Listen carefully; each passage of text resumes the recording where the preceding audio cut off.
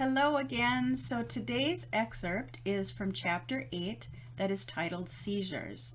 And we left off with the last chapter where I shared an excerpt about the conflicting information I had received that Gidget had heart issues, and my vet, saying that he felt she did not have any heart issues. And that was all resolved by having another examination by a heart specialist.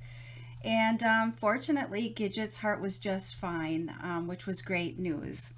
So this chapter goes on, as I alluded to in a previous chapter, Gidget did have some tendencies towards anxiety and what I would have termed then as separation anxiety.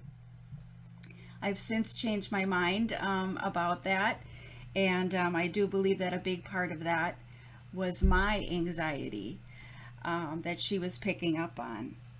So this chapter, I am contemplating leaving for some training, for a weekend training, but very concerned again about the fact that Gidget does have these anxiety issues.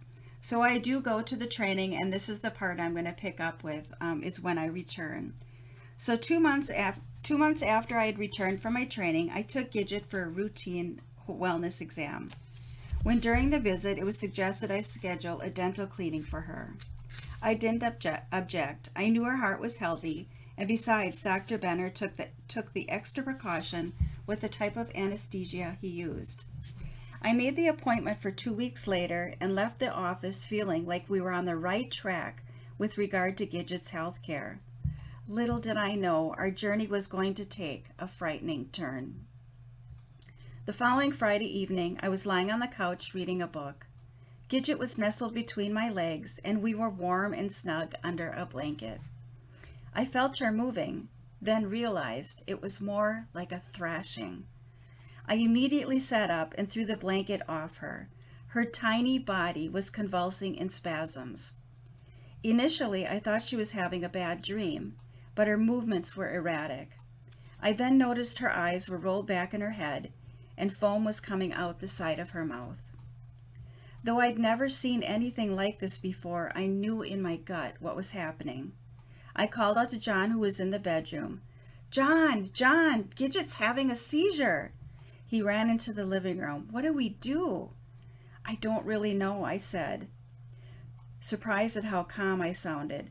Though I knew nothing about seizures, my instinct told me to keep gently stroking Gidget's back, which I was doing as I softly repeated, "It's okay, sweetheart.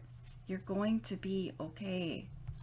I was trying to convince myself as much as her, because inside I was scared she was going to die. The tremors lasted for about 2 minutes and then stopped, leaving Gidget looking around the room, clearly disorientated. I scooped her into my arms and wrapped the blanket around her, reassuring her I was there and that everything was okay. I also noticed she had peed on the sofa, but that would have to wait while I comforted her. She then began to whimper, and while she still seemed confused, I noticed her eyes were no longer rolled in the back of her head. It would be approximately another 15 minutes before she looked like herself again. I sat her down on the floor, and she was a bit shaky at first, but then made her way to her food bowls in the kitchen and lapped up water. So the chapter goes on with a discussion with my veterinarian and the advice that in most cases, when animals have a first-time seizure, sometimes it is their only seizure, though sometimes they can continue. So that is where I'm going to leave off, and tomorrow I will be reading from chapter 9 called Wheelchair Therapy. See you then.